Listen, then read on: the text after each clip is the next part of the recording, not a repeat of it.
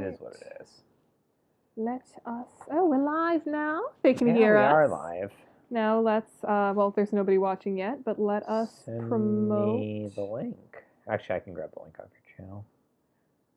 Once you grab the link, I'll grab it from whatever Discord you're putting it in first, and then put it in my Discord. Studio June, probably. Studio Uwoon. Yeah, exactly. And here we go. Coming. There's been a bunch of posts that I haven't seen yet. Elon Musk. He's so fucking stupid. I hate that, man. How are you, like, that bad at everything? Well, it's a good thing we're not streaming on Twitter, because then we'd be demonetized for saying we don't like Elon Musk. Oh, no.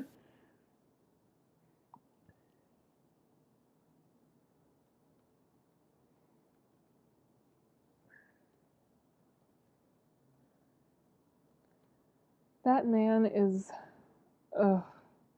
like, Twitter is a behemoth. Mm-hmm. It shouldn't be able to die that easily, but he's speed running, killing an entire social media mogul. Yup. Alright, I just posted it. Alright, nice. I'll be posting it in my server now. Oh, yeah. Is anyone in chat yet? Oh, hello, the Rapture Queen. Yay. Thank you for showing up to our Sapphic Fanfiction Hour, because we keep getting demonetized for saying it's gay fanfiction. How long do we have to wait before we can drop the F-bomb? I thought it was 30 seconds, but okay. maybe it's never? I don't know. Well, that's going to be a challenge. The fic itself has a lot of that in it. I'll post this a couple places.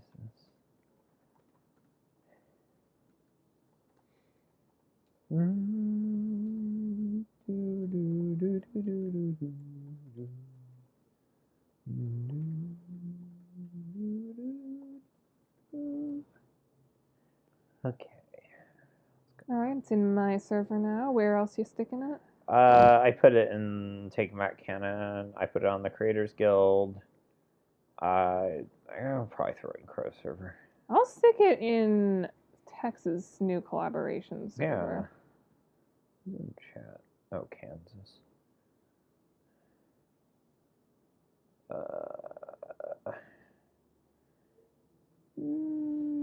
Homestuck.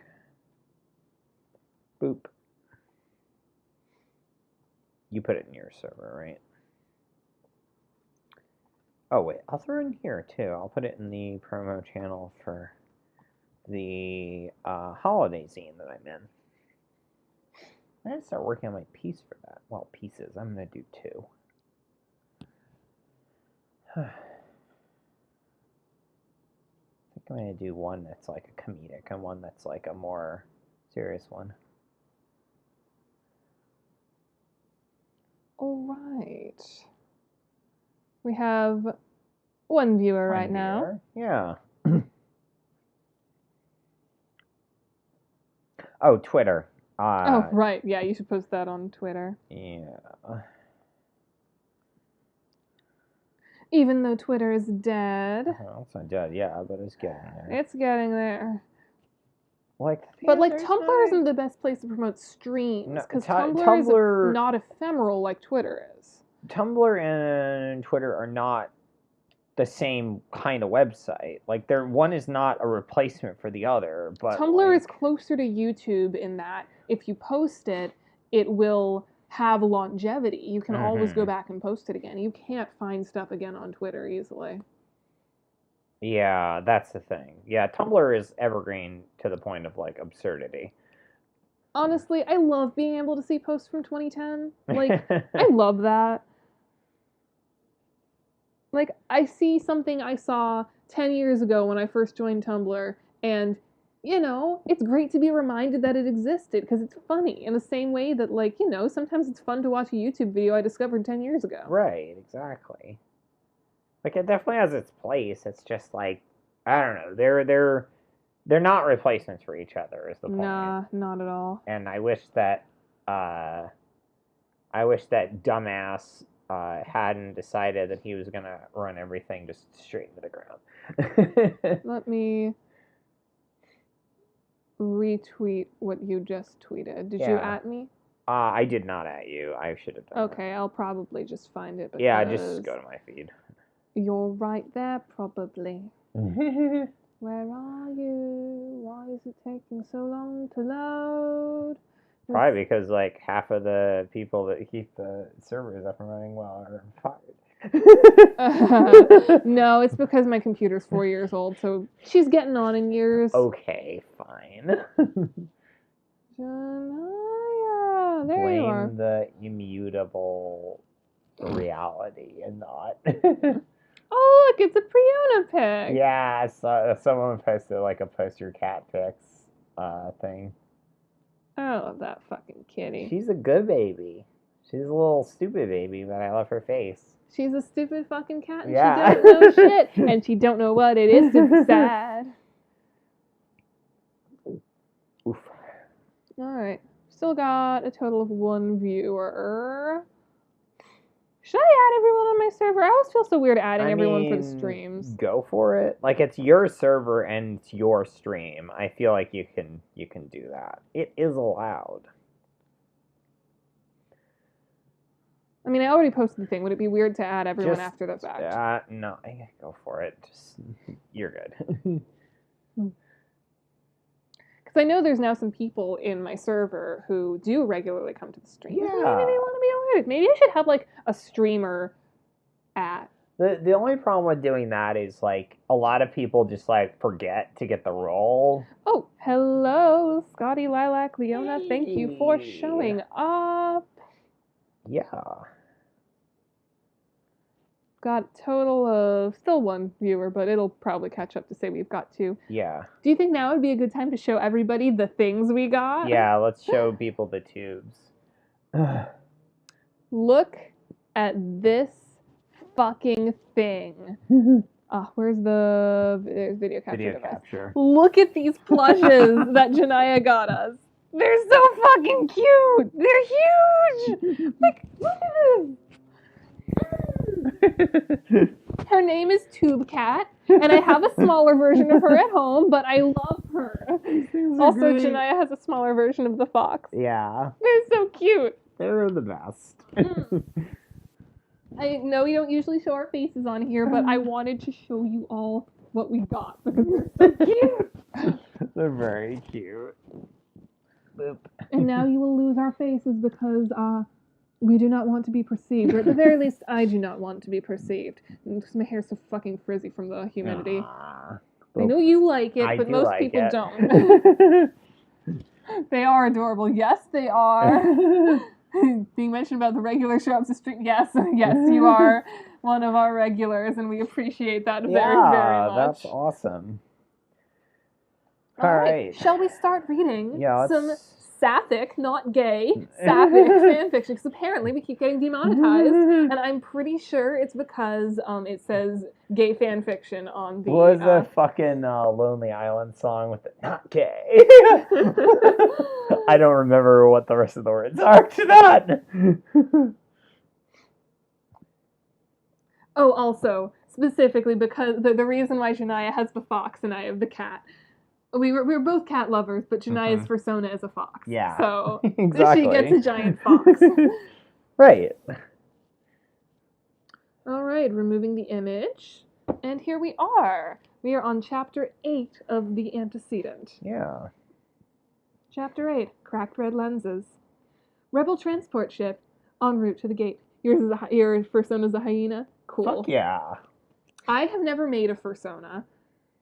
Maybe one day I will. You should pick a persona. It would definitely be a cat. It would be a cat. What kind of cat would it be? You got lots of options. There are a lot of options. Yeah. I mean, Russian blues are very cute. Oh my god, they're so cute. But Milo isn't technically my cat. Nah, I know. But Dimitri is. But I've also had many a tabby in my time. I feel like a black cat would fit you, though. Yes, because I do wear all black like all the time. Exactly.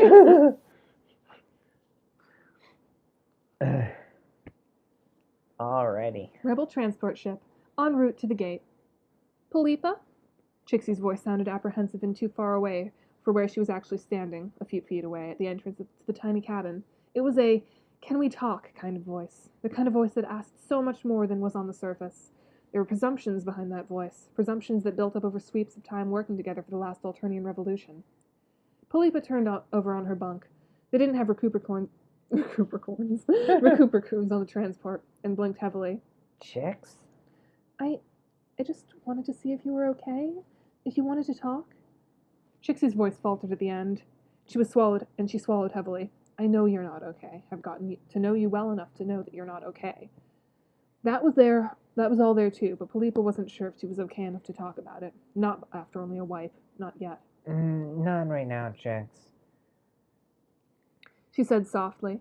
Trixie nodded quickly in response and turned to head off down the corridor of the transport. No, you need to say something to someone about this. Wait. Polypa said weakly. She wasn't sure if Trixie had even heard her until the sound of the Bronzeblood's footsteps stopped. Are you sure? Polypa drew in a long breath and held it in before she finally responded. Yeah, please. Trixie rounded the corner of the entrance and walked into the tiny cabin, taking a seat on one side of the cot, right above where Polypa's head rested. Without saying a word, Polypa scooted up and rested her head on Trixie's thigh, closing her eyes. Without saying a word, Polypa began to cry, raw and messy, but quiet. Her body shook silently, the tremors moving along Trixie's leg and down into the bunk again. Do you want to talk about it? Trixie asked, her voice soft and calming. Polypa closed her eyes and let herself sink into the sensation of closeness with the Bronzeblood. I don't know.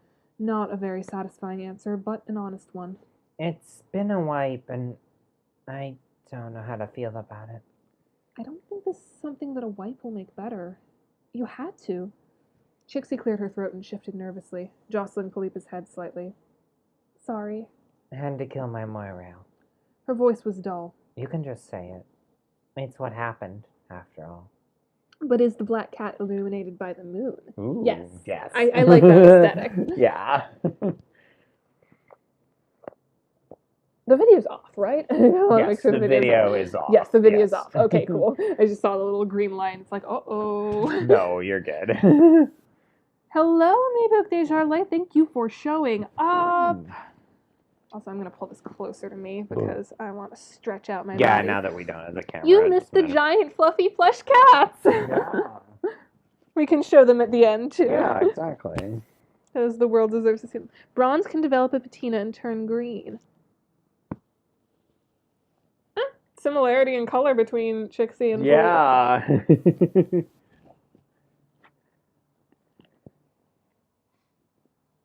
Imperial Regulatory Bureau, New Amsterdam Field Office.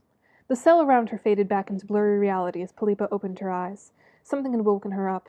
The memory of the dream, the now distant memory of pulling the trigger, something that remained paradoxically clear even though it was buried under the haze of the past. It would jolt her out of sleep sometimes. This time, though. Probably the sharp knocking on the door. She could see the guard looking in through the small window, a troll wearing the familiar IRB dark green camouflage. His voice was muffled, but clear enough to make out the, "Get up and stand back from the door with your hands above your head!" She stood up slowly and stretched out, putting her hands above her head and smiling slowly at the guard. Don't worry. Don't you worry. I'm getting to it. The lock on the door clicked, and the guard swung it open. From next to them, she heard a familiar voice, low and raspy, as the woman had been a lifelong smoker. Is this Terezi? This is Terezi. Terezi is I forgot you made Terezi. As if.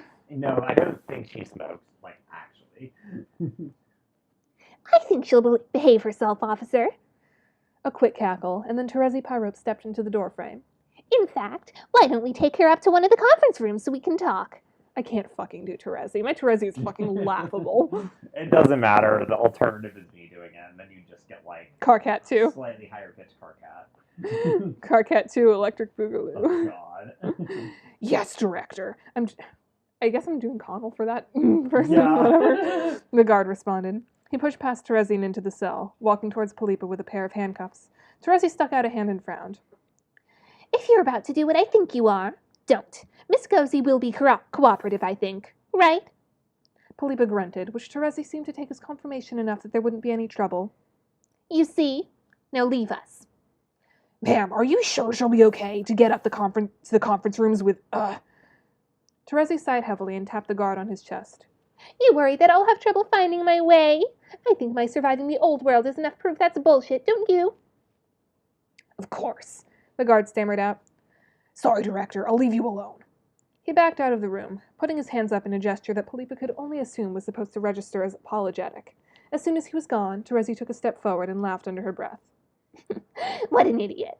Anyway, let's head upstairs. The amount of Bronze Olive relationships is more than one would think. Who else is in a Bronze Olive relationship? In Hive Swap or just Skyla and Connell. Yeah, Skyla and Connell, right.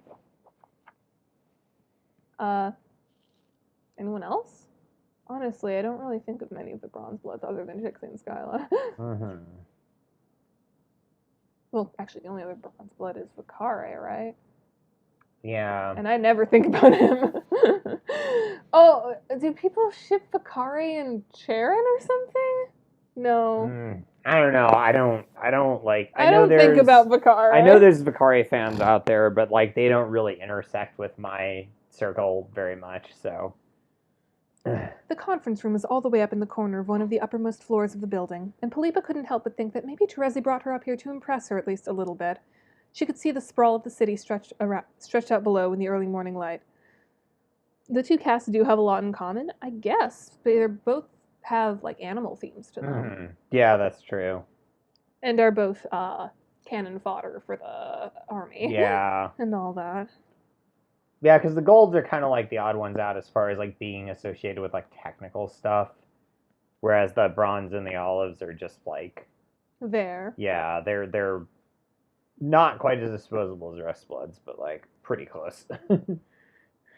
She could see the sprawl of the city stretched out below in the early morning light, running to the river and the outer districts beyond, the district of New Alternia on one side, Brooklyn hovering in the distance to the south, 8 million people living there, both humans and Alternians alike.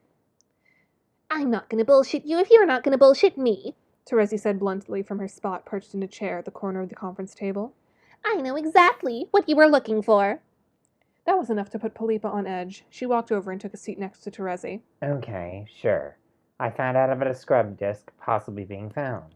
Terezi nodded along as she spoke. Her normal smile faded away and replaced with a single hard line. I was going to destroy it, but your fucking agents blasted in before I could even figure out whether the disk was really there or not. Woke up in that fucking cell with the world's biggest headache. From the frown on Terezi's face, Polypa could tell something about her story didn't sit right with her. That not good enough for you, Director? You got the disk. I assume you know why you can't let it sit around gathering dust in an archive somewhere. Terezi snarled at her, and leaning forward, suddenly vicious. I know full well you know exactly what I had to sacrifice to that fucking game. Polypa looked at her, staring into the sightless red eyes that always seemed to be looking right at her. You're not the only one who had to kill someone you cared about. Don't get fucking self-righteous with me. That seemed to take the edge off Terezi's anger, and she sat back with a heavy sigh. Fine, you're right. She huffed and crossed her legs, leaning forward. Wasn't us, by the way. Polypa felt a burst of white-hot anger flare up in her face. Bullshit. I saw the fucking uniforms. Why are you lying to me? No bullshit except when you do it, right? This time, Terezi remained completely calm when she responded. It was someone using stolen bureau equipment. They took out Tyzias, too. Polypa felt her heart jump and her eyes go wide. There was no way. As much as she hated what Tyzias had become, she never wanted to see her dead. She's not dead, Terezi scowled. Fuck, I can hear your heart racing from here. Didn't know you cared so much about her. It's complicated. What happened? Terezi nodded. Sure it is. Same as you. Someone tossed a concussion grenade and it knocked her out. She confirmed seeing IRB uniforms and gear before she passed out. Same as you, I assume. Polypa nodded without saying anything as Terezi continued. They forced the safe and disappeared into a bureau van, with the tracking system helpfully disabled. So tap into the fucking surveillance that her benevolence puts up everywhere. Polypa made sure to put heavy emphasis on benevolence. She was sure Terezi noticed, but the teal didn't bother responding to attempt at prodding her. We can't. Someone wiped camera storage. So whoever had done this, they were well organized, coordinated, and extremely technically competent. Polypa was no stranger to using a disguise to throw people off, but the level these people had gone to was incredible, down to using a full complement of actual IRB equipment and doing some serious hacking. She'd have to ask Malik about that one when they decided to let her out of here. Well, sounds like we're all fucked then, huh? Unless you think the scrub disc wasn't real. We don't know. We know that a bunch of people at least think it's real. We're working on confirming a few things now, but the working assumption is it's genuine. That made Polypa feel cold all over. The last time had been bad enough. She wasn't ready for the same thing to happen again. Wasn't ready for what the price would be this time. Looking out the window again, Polypa couldn't help thinking about the millions of people below. About the billions that lived all over the world. About how all but a handful of them would be snuffed out as the reckoning laid waste to the planet. I don't need to explain to you how urgent this is, do I? Polypa asked. She saw Terezi shake her head. So, what do you want with me? The answer didn't come right away, and it gave Polypa a few more moments to stare out the window and think about what would happen if anyone decided to figure out how to run the disc they now had. Finally, after what had felt like an eternity, Terezi responded. Tyzias is on her way here now. I know you've got your own ways into looking into this, and she does too. I fucking told her to. Terezi waited to see if Polypa would say anything, but she kept her mouth shut. No sense in giving this teal bitch the satisfaction of knowing she was getting to her. I want you to work with Tyzias. Another pause to see if Polypa would say anything, but what could she possibly say to this? The last thing she wanted to do was work with that traitor again. But what other choice did she have? All she could think of was what had happened to her Moirail, what she'd done to her Moirail, and her ex-Matesprit. Even if that hadn't worked out, did she think that she deserved to die because of someone's curiosity got the better of them? Fine. Polypa said sharply. What exactly are you saying? I work with Tyzias to find the scrub disc? Precisely. Terezi gave one of her signature shark-tooth grins and nodded. You catch on quickly. You'll be given broad authority under the oversight of Agent Entic to hunt down those responsible for this theft, bring them to justice, and retrieve the scrub disc, assuming it is, in fact, a genuine thing that exists. You want us to destroy the disc? Polypa asked suspiciously. Terezi didn't answer. That was worth filing away for future reference. Fine. Polypa said again. I'm guessing that my other option is you tossing me in a hole somewhere as a matter of Imperial security, so what real choice do I have? She hated this, hated the feeling of being trapped inside of something like this. It was part of why she needed to walk away from what Tyzias was doing before, and now it was like all of that was for nothing. Precisely. Terezi swung her legs out and stood up abruptly. Tyzias should be here shortly to continue briefing you. Welcome to the Imperial Regulatory Bureau, Deputy Agent Gozi. Terezi was grinning at her, and Polypa felt sick to her stomach. Also, hello, Eri. Thank you for showing up. Yay. We have how many people? We have, oh my god, 10 views? People. Oh, 10 Nice. total views. We currently we have a couple 2 people. viewers. That's fine. Thank you for showing up to the Sapphic Fanfic Hour. Actually, I have a question for everyone. Was there an ad while you watched this? Or has YouTube suppressed us for using the word Sapphic?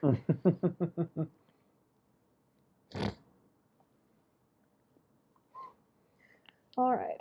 Imperial Regulatory Bureau, New Amsterdam Field Office. When were you planning to tell me you almost died yesterday?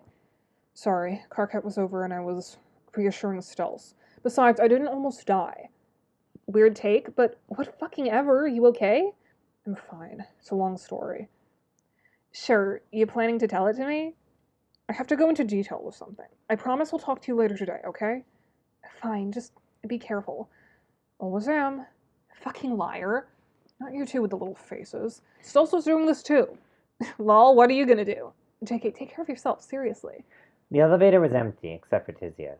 Also, there was an ad! Yay! Oh, yay, I guess we have to okay. use Sapphic instead of gay, and that's why they were demonetizing us. It was... I think there was an ad. Honestly, I can't remember. Okay, good. Okay. Good. I want ad revenue so I can get out that money. Yeah. Get those, 12 cents. Okay, but I have, $80.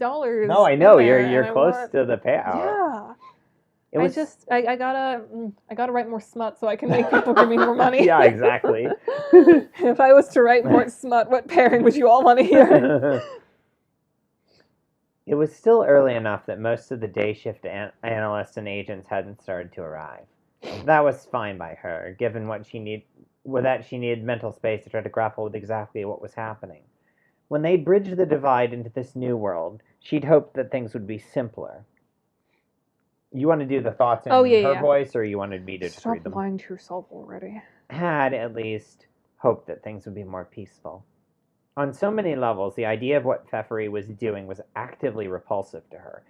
It was just a soft, glossy version of the same system of power and control. Pfeffry might mean well. She might try to ensure that her subjects were fed and housed and kept safe, but what she was doing wasn't a substitute for revolution. Instead, the Empire had come in on top of the existing systems of power and laid overtop them, settled in and dug in its claws. She hadn't even bothered to call it anything creative. The United Earth Empire, and Tyzias hated to think what was happening in all the places it didn't want to bow down willingly. The Empire had a military, after all. The Empire had legislators, just called them something different. If it weren't for her visions, she would never have supported Pfeffry, not for one fraction of 1 second. The elevator chimed to let her know she was on her floor, and Tyzias stepped out into the empty hallway on the upper floor where she would, inevitably, be forced to confront her yet another part of her past. She didn't want to do it. Was trying, in fact, to stall however she could. Hey, Gorgor, I've got a favor to ask. Oh, and what favor might that be? I need you and Miriam to start pulling everything you can find on that curio shop. Records, titles, rent agreements, all that good shit. What you're describing certainly sounds like an expensive proposition. We bill hourly, you know. Hold up 1 second here. Listless Advocate added grim auxiliatrix to the group today at 7:45 a.m. What precisely is going on now, Tagora? I was just negotiating with Tyzias here on exactly how we'll be billing the IRB. Standard stuff. You can both bill the IRB account at your standard rates. I've got no problem with you making a living off of her benevolence's good graces or whatever. No, wait 1 second. This is a highly unusual circumstance. We should be able to command an appropriately unusual rate. No. Excuse me. Last time I checked, it was Miriam and Gorjek investigations. Last I checked, I was the one who hauled you to my slab. Hence why you are the oh so esteemed thief of space, and not simply another dead asshole. God damn, Kanaya. Remind me never to piss you off. I would not recommend it. We will be happy to provide our services at standard rates. Fine. Twist my arm on it. You owe me, Tyzias. I'll think of some way to repay you, Sorgor. I'm not paying that. Adds your daughter to yell at you. I really love the Tagora Kanaya parental thing going on there. Also the, sneaking in the pitch there. You got to remind the audience that they do indeed fuck. She couldn't stall anymore. The services of Miriam and Gorjek investigations were employed. She had reassured her Moirail and Matesprit that she was going to be okay. Everything that needed to be done before this next bit was done. It was time to finally bite the bullet and make the decision to stop running away from the past. Tyzias pushed open the door to the upper floor conference room. Inside, she saw Polypa sitting down with Terezi standing over her, grinning. The operations director looked like she was just finishing up some kind of speech. Or devil's bargain, maybe. That was something that Terezi Pyrope was all too familiar with. Tyzias knew from experience. If Scrub is dealt with, do you think Tyzias would go off-grid or something? Well, I mean, you'll find out what happens when Scrub is dealt with at the end of this. There's. She does not go off-grid. She gets traumatized. Yeah. Considerably so. Welcome to the Imperial Regulatory Bureau, Deputy Agent Gozi. Terezi grinned, and it looked like Polypa was about to throw up. Not surprising, given how she generally felt about the idea of working for the Empire. What the hell had Terezi told her to get her to agree to that? Agent Entic is here, Terezi said quickly, looking over with her grin rapidly fading. She'll be your direct supervisor, Deputy. The emphasis on the last word felt a bit more pointed than it had to be. Terezi was already moving toward the door, nodding to Tyzias. You mind letting me know what I just walked into? Tyzias asked, keeping her voice down. Terezi shrugged and shook her head. I feel like you and Deputy Gozi have enough of a pre-existing relationship to sort that out between the two of you. You can always ask her. With a short cackle, Terezi pushed by Tyzias and stepped out of the conference room, leaving only Tyzias and Polypa alone. But Polypa didn't seem surprised to see Tyzias, nor to hear that she was basically going to be reporting to her. In fact, Tyzias felt like her shock at all of this was wholly unique to her. She'd expected to have to talk to Polypa, but the way she'd envisioned it happening felt a lot more like an interrogation than whatever was happening here. In fact, it looked like Polypa was smiling at her, Not a smile born out of good humor, granted, but still. Something funny? Tyzias glared at her. You planning to break my nose again? Polypa shrugged. Dunno.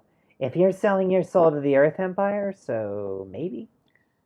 You know it's not that simple. Polypa scoffed and waved a hand at her before turning to look out the window. You said that last time, too. Doesn't make it more true because you repeat yourself. She paused, and it looked like she was holding her breath. But Terezi told me that it's really happening. The fucking scrub bullshit all over again. Oh, we got T-Man is now in the chat. Yeah. Thank you so much for showing up, T-Man. Terezi just wanting to let the drama unfold. Yes. Yeah. I always forget that in this context, Terezi's younger, just like the rest of the band. Terezi is younger, but it's been a while. Yeah, it's been like 20 years. So, like... Terezi's like in her, like, late... What are they? They're like... Well, it's been 10 years since they came to Earth, and then... So they're like in their mid-20s. Yeah, Terezi's in her 20s, and Tyzias is like... Tyzias and Polypa are like 40. Yeah, they're like 40. But they don't age the same as people So do. they all look like they're like 20, 30? Yeah, they're like, 20s or 30s. Wait, no, the betas would look like they're teenagers still, right? Because they left... The beta trolls? Yeah, they left Suburb when they were still 13. Yeah, but it's been like 10 years on Earth.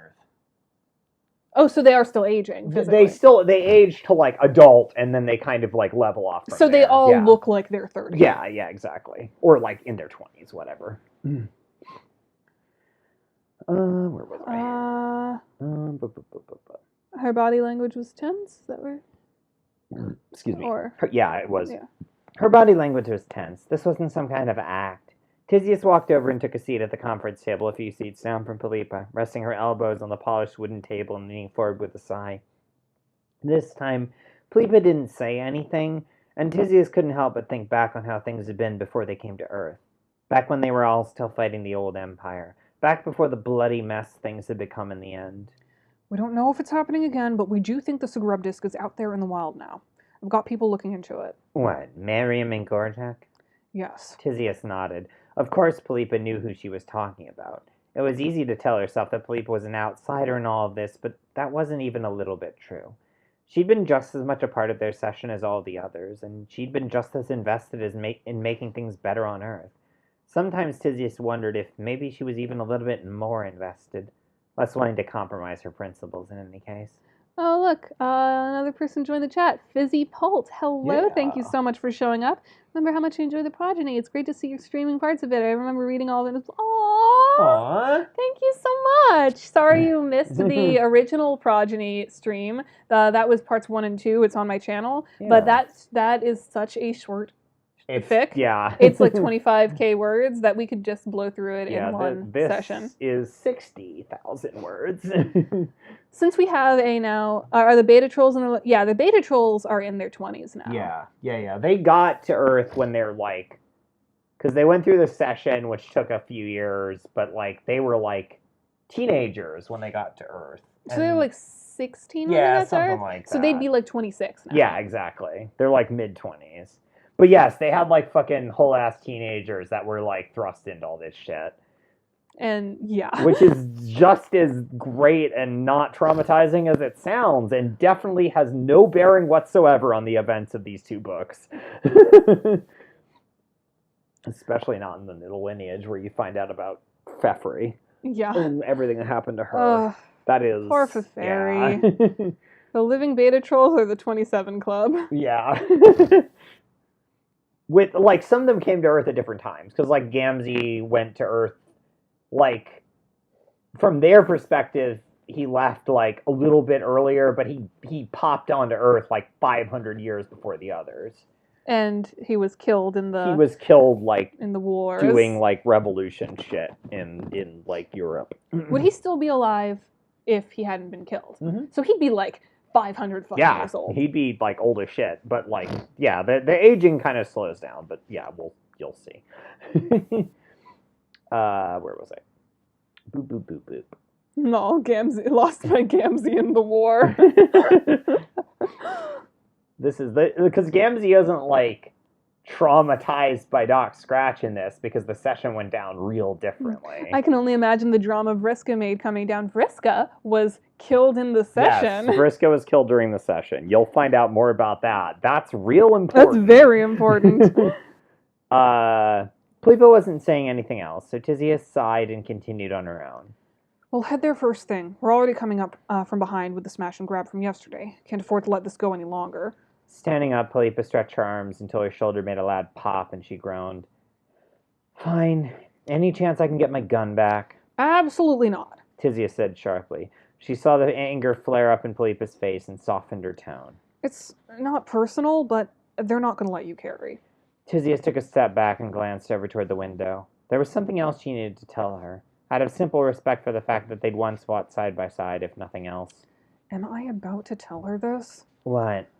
Polypa let her arms drop down and her shoulders slump. I know you well enough to know there's something you're not telling me. Might as well get it out of your system, right? Honestly, isn't that your whole deal, Tiz? I'm sorry. Agent Entic? Tyzias flinched at that and shook her head quickly. There was a sensation of weight that never quite went away, dropping down over her, a pressure in her head, the beginnings of a migraine. What do you have to lose? You were her friend once, right?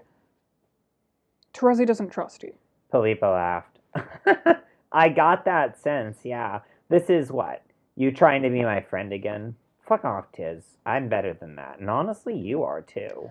No, I don't mean now. I mean that she never trusted you. You, Chixie, Malik, most of our old crew, actually. Polypa stared at her with a stunned expression and slowly sat back down. Bullshit. I thought she believed in all the signless stuff just as much as any of us. I mean, fuck. She killed her own Moirail over it. Not exactly. Tyzias leaned in and closed her eyes, pressing a hand to her temples against the building pressure. I mean, it wasn't that simple. This time, Polypa actually laughed at her. You keep saying that shit? What's it fucking mean? You just don't want to talk about it? No. Tyzias responded quickly. It's not that. It's just, Terezi went God tier, and that, it changes you. It's hard to explain. Right. I wouldn't understand. Poor little lost Lil Blood who never amounted to anything. It hurt more than she expected to hear that. No, that's not how I ever felt. Some of your best friends are low bloods, right? Seems like you mostly stick to your own when it comes to quadrants, though. There was an anger in that comment, a real sense of hurt, which maybe explains a lot about how you acted towards me and Chicks. Look, she doesn't fucking tell me anything either. Tyzias shouted. She was losing any sense of composure she had. Terezi went God tier, and suddenly she's acting different.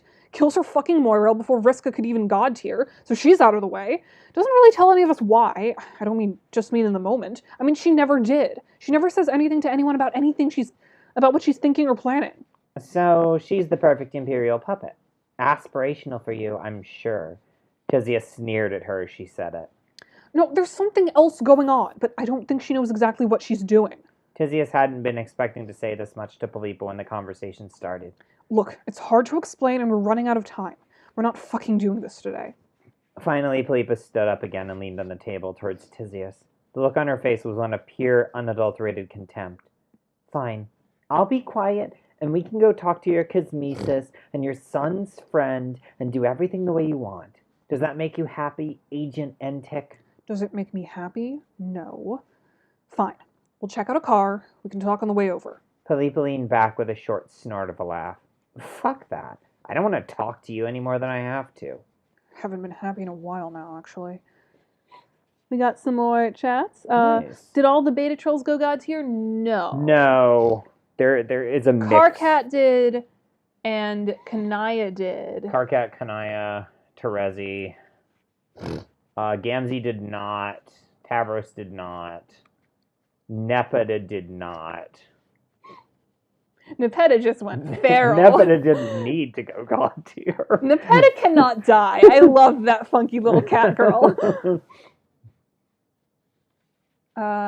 Who else? Teferi did not. Feferi did not go God Eridan was tier. killed in the Eridan session. was killed in the session. Aradia did not. Aradia She becomes a professor, right? Yeah, something like that. That's her. Aradia and Solix, neither of them went God tier, I don't think. How did Eridan die? You'll find out. That is, there's a lot of flashbacks to the session, and you Between this and the lineage, you'll find out like a ton of background information. Oh, the god tier isn't what makes you age abnormally, because yeah, that was Tyzias did god tier, Stelsa did not. That's I mean, it's completely a headcanon, but it's the idea that like being in the session changes you even if you don't god tier. So like they don't age normally. That's about the only thing. Aridin did not die from autoerotic asphyxiation. No, he was killed. You'll find out. Also, Fizzy Pult wants to know how your recovery is going. It's going really well. I can sit up normally, and I'm not like sore all the time, so that's pretty great. Why? No, Aridin did not die from autoerotic asphyxiation. Yeah, Aridin. Yeah, I mean, he's not like super important, but you will find out about that. It's actually not that dissimilar to what happens in the comic. It's just like the context is different. All right, chapter 10, PDW. Downtown Gardens, New Amsterdam. Are they allowed to like choose to age normally? Are they? No, they have no choice in it. That's completely involuntary. Also, the PDW in this stands for personal defense weapon. It's like the actual gun type. The gun that Polypa so desperately wants and Tyzias so desperately does not want. That's just a common thread throughout all of your fiction. Tyzias fucking hates guns. Oh no, I remember this chapter. This is fun. This is where stuff starts to happen with Jonaya. I think. Right. Jonaya goes ape That's why shit. It's called that. More than anything, Polypa wanted to be able to relax and just take time to enjoy not having to fight for her life constantly. She was the one who'd suggested they go to the gardens, the expanse of the cultivated greenery that stretched from the bottom of New Amsterdam Island up to the West River. It wasn't the gardens specifically. That wasn't something Polypa had any particular interest in, but more the chance to be able to spend time with Chixie. That wasn't going to make her think anything about... that wasn't going to make her think about anything other than spending time with Chixie. Wait, so are the gardens Central Park? Yeah, kind of. They're not like in the same location, I don't think. But yeah, basically it's Central Park. In hindsight, autoerotic asphyxiation sounds more like an aqueous thing. Yeah. Yeah. Yeah, that's definitely more an aqueous thing. Aridin would try and fuck his gun, and that's how he died. Oh my god! Ahab's crosshaired to death. It was a particularly pleasant early September morning, that part of the month where the weather still held the sun-kissed warmth of the summer before the fall came in with its inevitable chill. Why would you say that? I don't know why I would say that. It just felt right. Horribly cursed. Oh my god. You were just traumatized and had any idea of a normal childhood burned in a garbage fire, so now you'll get the chance to grow old either. Yeah, basically. Yeah. Scrub fucks you up. Oh, yeah. Oh, yeah. I mean, anyone who god tiers gets real fucked up. Mm-hmm. Like, Teresi goes literally batshit later on. Mm-hmm. Before the fall came in with its inevitable chill, the West River sparkled off in the distance, and all around them, bushes and trees rustled softly in the steady breeze coming from the water. Chixie was walking next to her, fingers threaded gently in hers, and Polypa thought that if she were less distracted, it would probably be wonderful to be out with her mate Sprit like this. Are you okay? Chixie's voice had a slight tremolo of worry to it as she asked, and Polypa grinned in response and shook her head. I'm fine, just... Polypa glanced down at the path under her feet and frowned. Who was she kidding? Chixie wasn't just some random woman. She'd been a critical part of the rebellion. They'd worked side by side against the Empire for years. The idea she was just going to brush off what she knew now was absurd. No, fuck, I'm not fine. Can we sit down? Chixie's face changed in an instant, the pleasant smile replaced with an expression of uncertainty and worry. Polypa, did something happen? Are you okay? Much more worry this time than the last. Together they walked over to a bench, tucked away from the main path in a series of high hedges. The kind of place that, were the circumstances more normal, they might sneak off to cuddle in an afternoon breeze. But the circumstances weren't normal.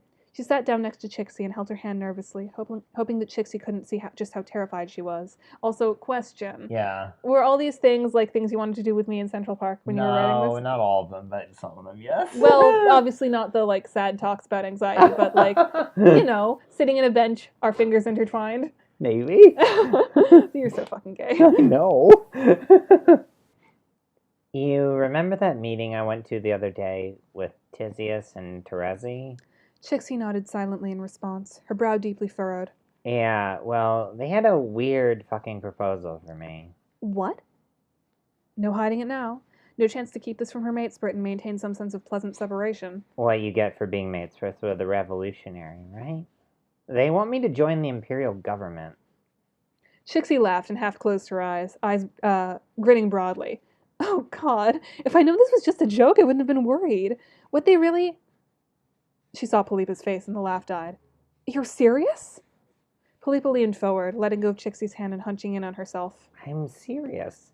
They want me to join their Imperial Regulatory Bureau thing? Something about my experience with tactical operations. But why would they even want to do that? Tyzias? Tyzias? Chixie's voice was growing more and more disbelieving. Why in the world would they want to even work with the fairies' government like that? I'm surprised they even supported it in the first place. Apparently, there's some complicating factors. Midtown, New Amsterdam. The harsh new light of the cold winter morning filtered in through the heavily tinted windows of the IRB sedan as it gilded along the wide city streets toward the Midtown offices of Merriam and Gorjek Investigations, known more commonly as just MGI. Almost 5 sweeps since that fateful meeting. Almost 5 sweeps since Polypa had realized that the woman she'd idolized as the most principled member of the revolutionary cadre was, in fact, a fucking sellout. Was this all in your fucking visions? Polypa didn't bother to look away from the window when she talked. She knew that Tyzias could hear her from where she sat on the other side of the sedan. Part of her wondered just how much the driver knew about any of this. The IRB agent with the impassive face who looked like she would just as soon kill you as say hi. It didn't matter. If Tyzias didn't want to talk about this, she could fuck right off. Not exactly, Tyzias replied evenly. It's not really that simple. You love to say that, huh? Polypa laughed and leaned her forehead against the cool glass of the window, closing her eyes. Makes it easy to avoid actually facing what you've done. When Tyzias responded, her voice had an edge to it that wasn't there before. Stop it. You don't know what it's been like to have to work off these fragments of visions, and we know they're true. But what good does that do? We're at the end of the world. We know the end of the world is coming, but we don't know when or how. We just know it's going to happen, and by the time we're here, in the time we're here, Teresi saw the same things. So what? You saw visions, so you decided it'd be fine to work with the fucking Empress? You're a revolutionary, Tiz. At least you were. Doesn't that mean shit to you anymore? Polypa kept her eyes closed, but she could hear Tyzias shifting against the door on either side of the back seat. It's not that simple. We needed resources, access to information. The fairy was already making the move she needed to put herself in a permanent position of power. Had the support of her matesperts and everything. Everyone treated Aradia and Solix like some kind of fucking prophets. So what? Even if you knew for sure she was really going to do the Imperious Benevolence thing, why would you lean into that? You're that disconnected from reality? Tyzias didn't answer, so Polypa kept going. The problem wasn't that I couldn't understand what you were talking about. It was that I knew you were making a mistake. Turn your back on all the working class? For what? To gain access to information that people like Malik already knew how to get us? You were part of the fucking revolution, Tyzias. You knew there were other ways. I needed to be sure. Tyzias sniffled loudly. Was she crying?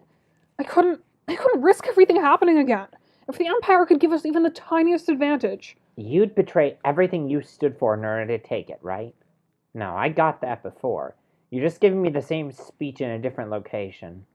She opened her eyes, staring out the window at the street rushing by. Don't worry. I won't knock you on your ass this time. I already know you're a fucking traitor.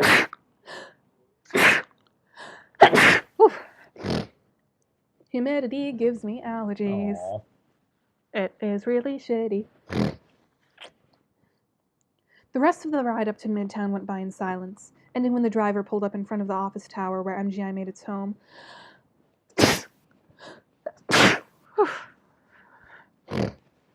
Hey, why did Aradia and Solix support Fef's new empire?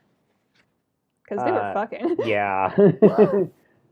They're basically just You'll see them in the next one. Yeah. They're in the lineage. Tyzias told the driver to wait outside until they came back, and they made their way in through a lobby. It didn't escape Polypa's notice that the guards were clearly armed, and up the elevator to one of the top floors of the building. The floor they ended up on was clearly composed of individual offices, a lot of glass plate windows with Venetian blinds that could be drawn for the privacy of clients if needed.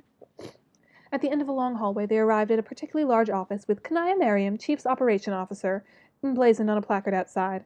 The Venetian blinds along the windows of the office were drawn close. Tyzias pulled open the door without knocking, and Polypa followed her into the massive office beyond.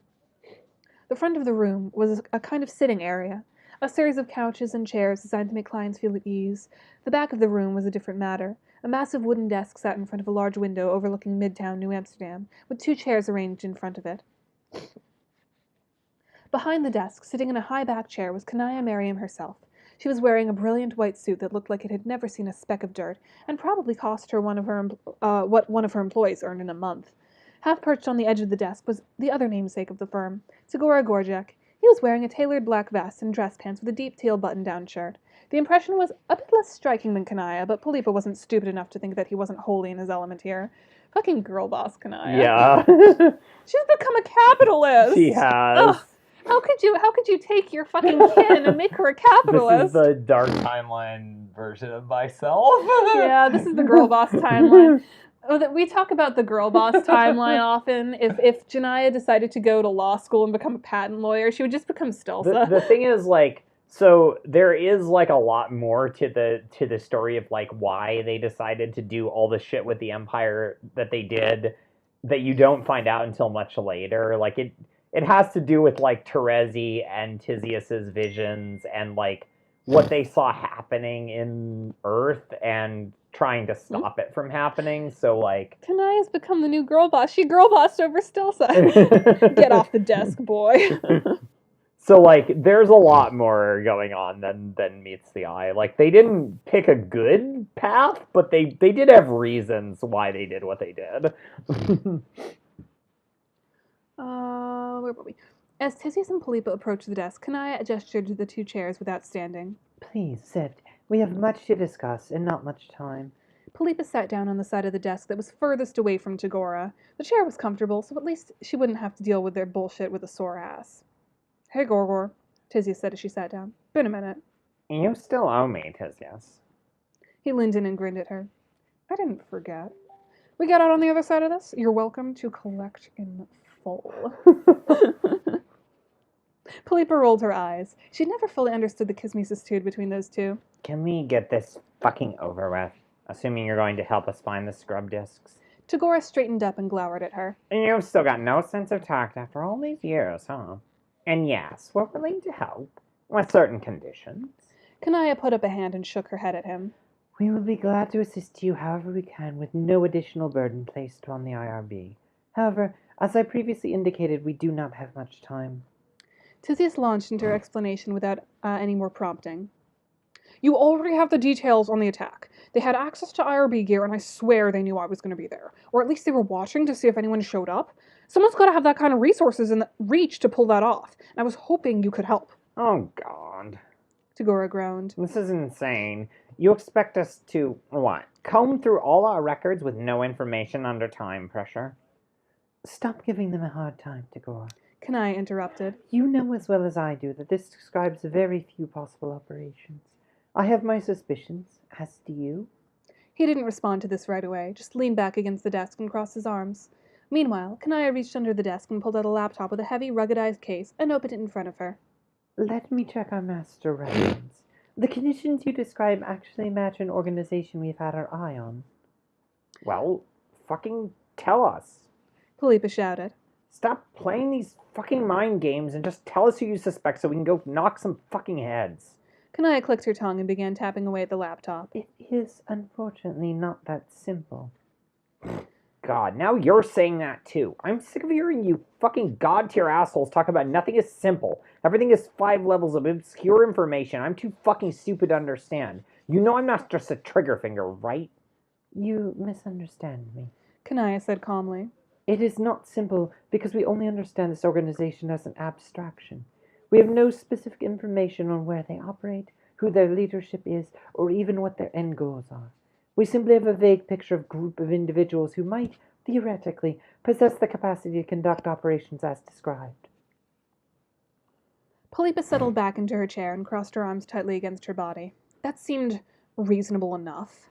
There was something about the way Jonaya carried herself that put her at ease. It was hard to describe, but there was no ignoring it. In the chair next to her, Tyzias was already closing her eyes and settling back into the thick cushion. "Might as well take a minute to relax," Tyzias muttered. "Might be a while before you get to do that again." I agree. This will take me a bit, possibly a few hours. Jonaya added, without looking up from the laptop. If you become bored, you are welcome to wander the campus to the extent that security allows. Your government credentials will, of course, grant you access to most employee areas, including our cafeteria. They are serving a lobster dish today that is not like Alternate cuisine, actually. It is quite good. Silence fell over the room, punctuated only by the sound of Jonaya tapping on her keys. After a few minutes, Tagora decided to walk over to one of the couches and stretch out, yawning. It's been a hell of a last couple days. He called out from the other side of the room. Tyzias, you and your Moirel have a way of making things difficult for us. Tyzias responded without even opening her eyes. "Yeah, well, beats the end of the fucking world." Fair, fair. Tagora laughed. We never get to spend time together anymore. You're so busy. You, me, and Stells need to get together sometime. Really go to town. "Look, Sorgor, you take it up with me after we get this sorted. I'm game. Right now, I'm exhausted." Without warning, the phone on the desk chimed. Jonaya looked up quickly and frowned. Polypa wasn't sure what that unassuming little noise had meant, but she had a good idea of what the look on Kanaya's face meant. Something was wrong. Jonaya quickly closed the laptop and picked up the desk phone. A friend's security, please. A long pause, and Kanaya's face fell into a deep frown. I see. Thank you. She pressed the long finger down on one of the buttons on the face of the phone, waited a minute, and then spoke again. Lock down the building immediately. Polypa sat up, her mind instantly beginning to race. Tyzias had her eyes open and was standing up before she had a chance to say anything. Meanwhile, Jonaya was reaching under the desk and retrieving another case similar to the laptop. Tagora, dear. She called out. You might want to move to the corner of the room away from the windows. He did it without hesitation, scuttling off to the side and leaning up against the wall. Jonaya looked at Tyzias next. Do you have a firearm? Is that Polypa? Oh, yeah. What the fuck is happening? Tyzias narrowed her eyes. Yes, but... You may be required to use it soon. Jonaya said softly. Please step off to the side, behind the bookcases. Without another word, Polypa followed Tyzias off to the side and pressed themselves back against the wall behind a heavy reinforced bookcase. Looking at it closely, Polypa recognized the metal armor plating that was cleverly concealed by the wood paneling. When they designed this place, they had more than just office work in mind. Behind the desk, Jonaya clicked open the case and opened it, pulling out a compact submachine gun and quickly extending its collapsible stock, locking it into place, and settling the firearm against her shoulder. In that instance, Kanaya's whole demeanor changed. She stood patiently and waited. It didn't make any sense. She seemed so sure that something was going to happen, but the office remained just as quiet and peaceful. Then, from somewhere on the floor closer to the elevators, Polypa heard the distinctive, rapid-fire crack of an automatic weapon. Jonaya didn't flinch, didn't even move. She stood in place and waited. More gunfire, moving closer. Polypa reached out and tapped Tyzias on the shoulder. When's the last time you fired that fucking pistol? I qualified last year. 2 years ago? Give me the fucking gun. Polypa held out her hand, waiting. Tyzias frowned and then reluctantly drew her pistol and passed it over to Polypa. Thanks. If anyone asks, you took this without asking, Tyzias hissed. Another burst of gunfire, close this time. Jonaya leaned forward a little and her shoulders tensed up slightly. The door to the office opened quickly and 3 people wearing black body armor and masks rushed in through the door, automatic rifles at the ready. And without warning, Jonaya fired a burst from the submachine gun at the trio. The rounds hit home, and all 3 of the attackers went down without a sound, their gear clattering to the ground. Across from the door, Tagora was yelling and pressing himself back against the wall. As if it had been waiting for a cue, a loud siren began to sound over the intercom system. It reminded Polypa of a fire alarm. Jonaya grabbed the laptop case with her left hand, still holding her submachine gun in her right, and swung around the desk. Somehow, in spite of everything, her suit remained absolutely unrumpled. She nodded to Tyzias and ignored Polypa completely. Come on. I believe that today it may be better if I work out of the office. Oh, Jonaya, such a fucking icon. What have people been saying? So the visions motivated allowing the Empire to happen. Yeah, like they they basically, like, felt like it would be best if they created this, like, benevolent empire under Pfeffery, but there's more to that story, too. Yep. Like, a lot more. There's a whole, like, 500-page book that we're going to read next about Yup. that. Tagora saying, "You expect us to do our job." Now I want a Gamzee victory timeline. Polypa is the farmer asking who to shoot for getting foreclosed. Consider the lobster, Kanaya. She truly has girl bossed harder over Stelsa. So proud. She's girl bossed too close to the sun. Yeah. Chapter 11. Visions of an eye clouded in blood. Is this a different font than the other one?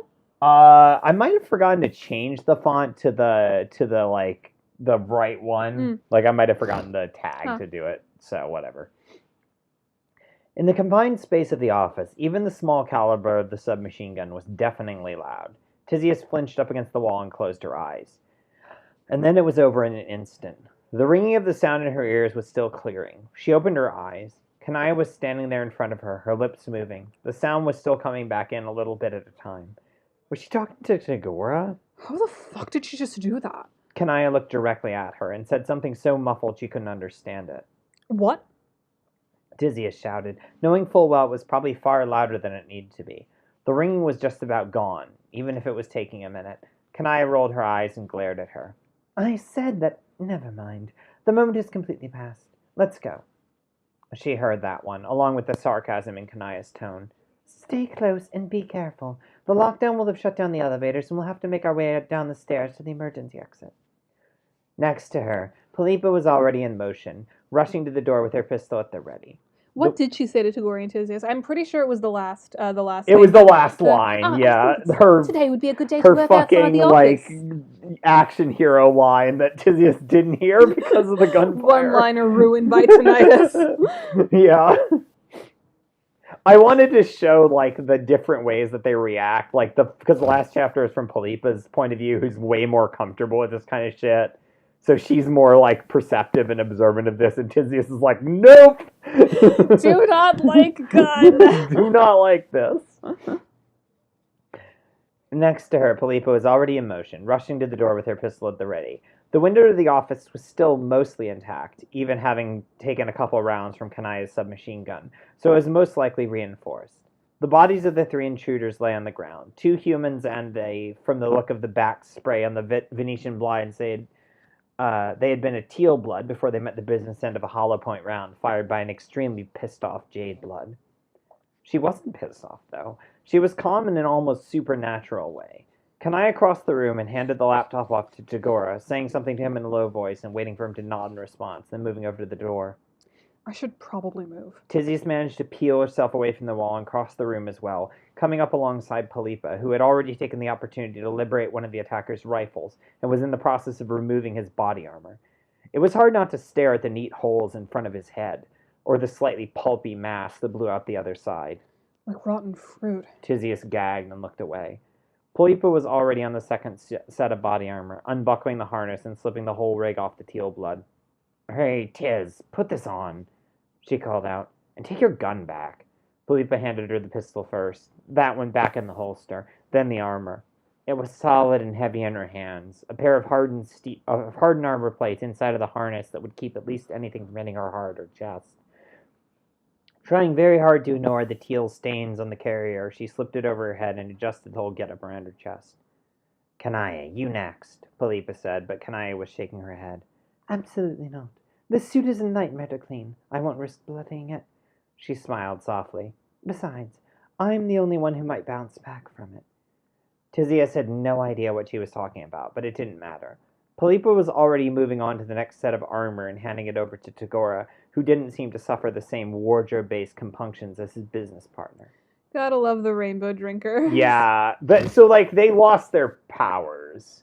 All of them lost their god tier powers when they came to Earth, except for like extended lifespan. But Kanaya's still a rainbow drinker.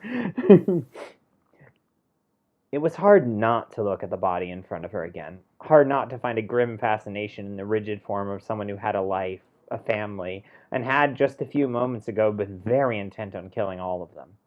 Tyzias stole another glance down at the body. This time, she wasn't looking out of curiosity, but out of the need to find any kind of identification or clues about who these people that wanted them dead were. No name tags, no unit or rank insignia. None of that was particularly surprising. What was surprising was that there was one piece of identification blazoned on the shoulder of their black uniform. A patch embroidered in the kind of low-contrast design that Tyzias was familiar with from the IRB tactical patches. And wait, rotten fruit being compared to gore. Is that a reference to that pomegranate pic? No. I love that. I love that somebody was like, tag your pomegranates. Like, that is peak 2012 Tumblr. An open eye with a splotch in the middle. It looked like it was obscured by a blood splatter. Even with 10 years in the IRB, Tyzias had never seen the design before. It was attached to the uniform with a Velcro strip. Tyzias peeled it back and held it out to Jonaya. You recognize this? The Jade Blood's eyes went wide, and it looked like her skin went just a bit paler than normal. I do not recognize it specifically. She's fucking lying. Why is she lying? She wasn't going to push the issue right now. Instead, she slipped the patch into her pocket and acted like she believed Jonaya wholeheartedly. Are we all ready to go? Jonaya asked, quickly looking around to check on everyone. Tagore had finished adjusting his body armor. Polypa was holding her new-to-her carbine, and Tyzias stood and nodded. Good. I will lead the way, followed by Tyzias and Tagore. Polypa will take up the rear and provide us with cover. Our goal is a set of emergency staircases at the back of the building that will lead down to the underground parking structure. I have a vehicle there that we can use. Jonaya pushed open the door and poked her head out. From what Tyzias could see around her, the floor was clear, but the sound of gunfire was audible in the distance, so it was unlikely that MGI's security had been successful in pushing back the attack yet. Jonaya moved out of the office in a way that was almost disturbingly fluid. She'd gotten good at this in the last 10 years, and Tyzias couldn't help but wonder exactly what it was she'd been preparing for. Out of the office, Jonaya led them around a corner and in the opposite direction of the elevators. Excuse me. Even with a quick glance down the hall, Tyzias could see shattered glass lying on the carpet. She didn't want to think about what was inside those offices. The gunfire they'd heard moving down the floor came immediately to mind, and these didn't seem like the kind of people who typically shot at something unless they were sure they could hit it. Every step of the way to the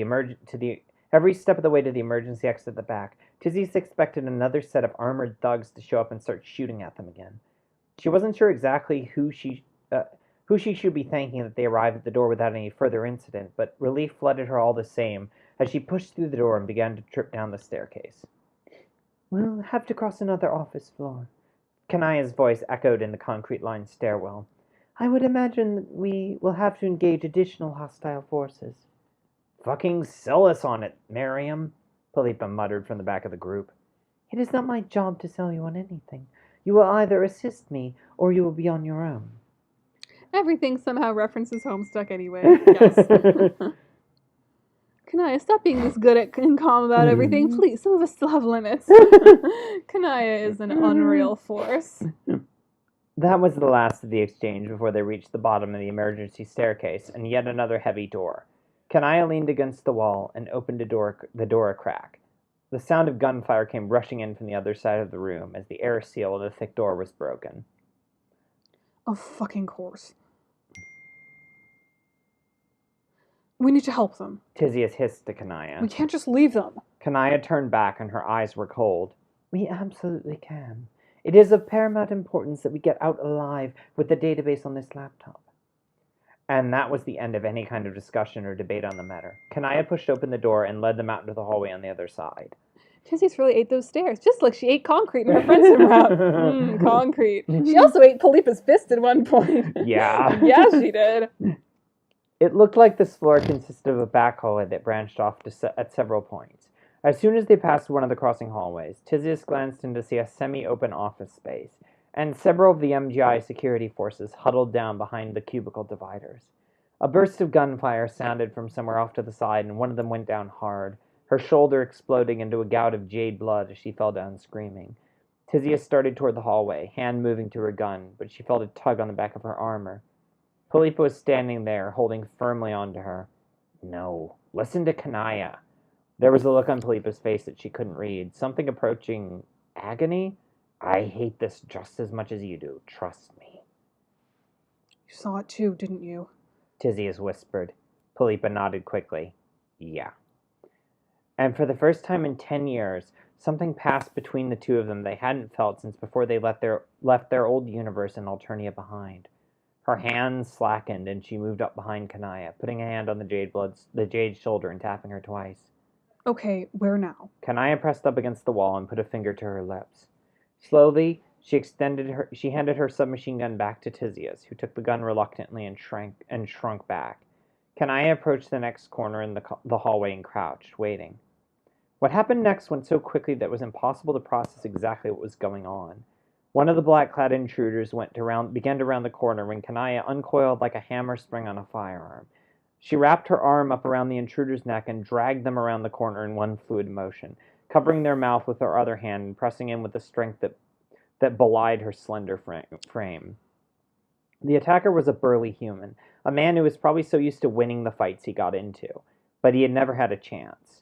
A few seconds later, he slumped down against Kanaya's arms. She didn't let up.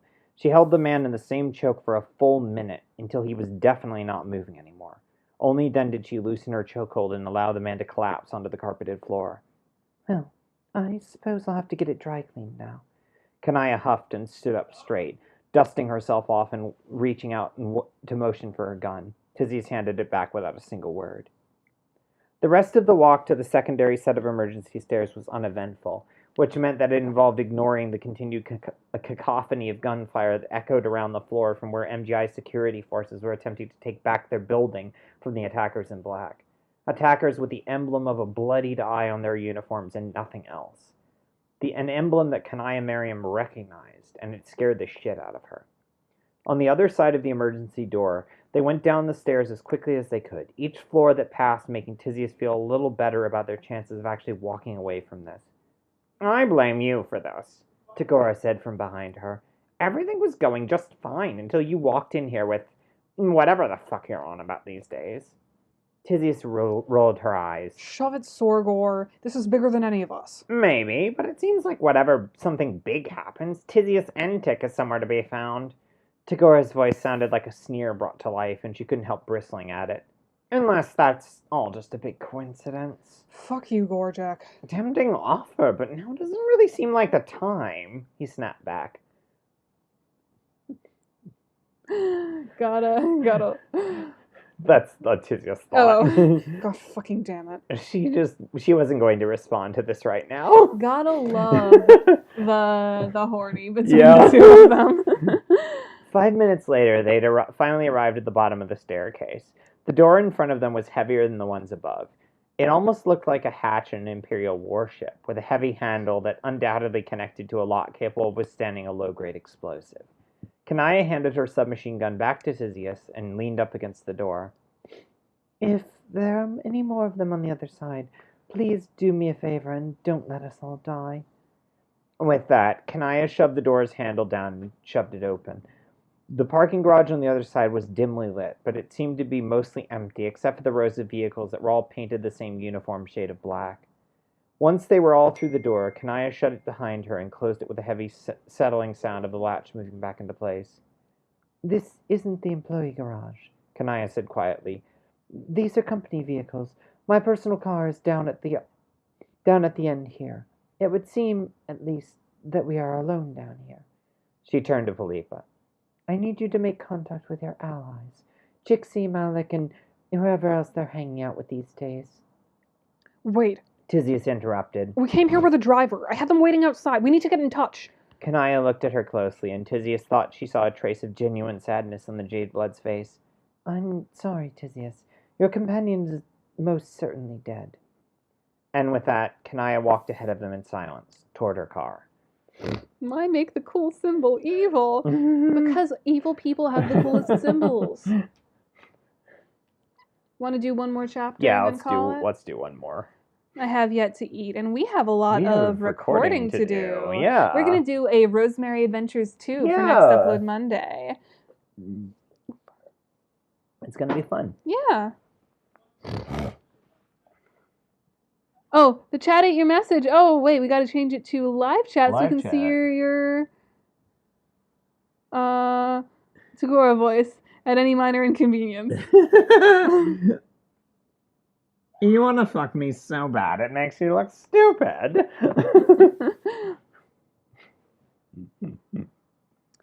What would the spit back be? I don't know. I can't believe trying to eat my message when it went on my way not to swear. Yeah, you didn't even say fuck in that Yeah, message. what the hell? Stupid. YouTube. Collisionist romance in a nutshell. Fuck you. Maybe later. Yeah, basically. Midtown, New Amsterdam.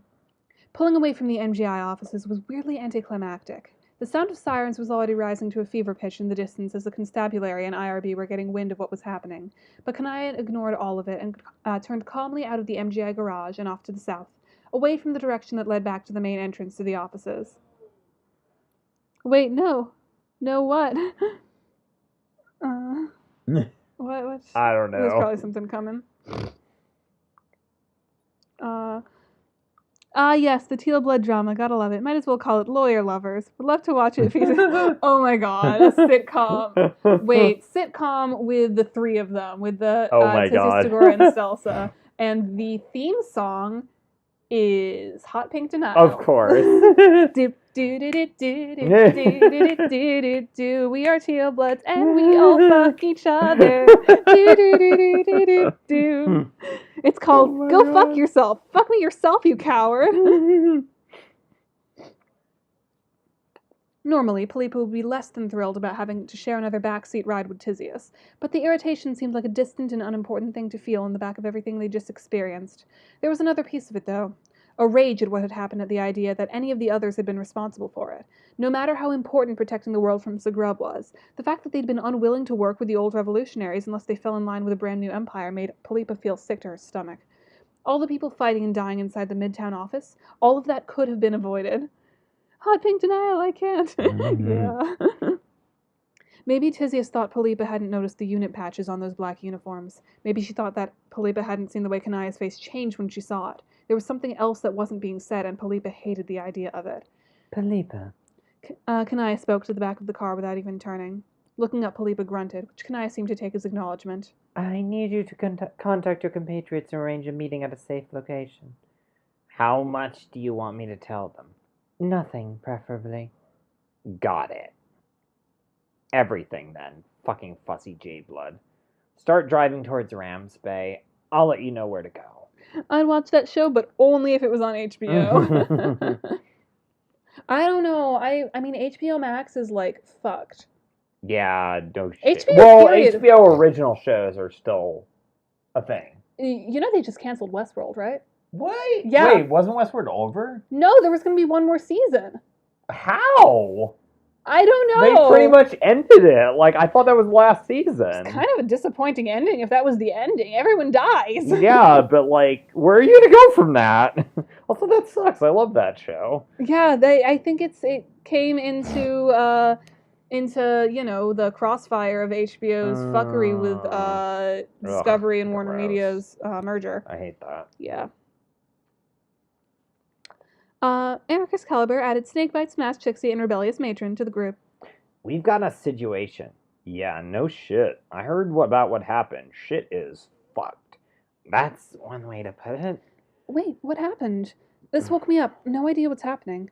Shots fired at Miriam and Gorjak. Assuming you had something to do with this, Polypa. Wait, what the fuck? What's going on? Polypa, are you okay? I'm fine. It's not important. We've got shit to do. Excuse me? 1. What exactly happened? 2. Is everyone okay? 3. What can I do to help? It's a long story. I was there with Tyzias. No fucking way. No fucking way we're doing this. She is not getting involved with us again. Not after everything. I have some concerns about this. Also, you didn't answer my questions. 1, we got fucking ambushed by some real bad people. 2, if by okay you mean lots of people are fucking dead, then sure, I guess so. 3, I'm getting to that. Fussy Jade Blood, huh? Why is HBO? They canceled Westworld. Let everyone stay dead. Don't full of fucking MCU. And yes, it's Branya. Yeah, it is Branya. Branya was rescued at the end of the Progeny. Yep. Polypa looked over at Tyzias. The teal was staring out the window and looked like she was shaking. Probably shock was starting to set in, and that was expected. Even with what she'd done in the revolution, Tyzias had never been comfortable being in the middle of the hell of gunfire and folks dropping dead. She was better at the backroom political dealing, at the nuance required to work behind the scenes and try to undermine the system from inside. Maybe I was being too hard on her before.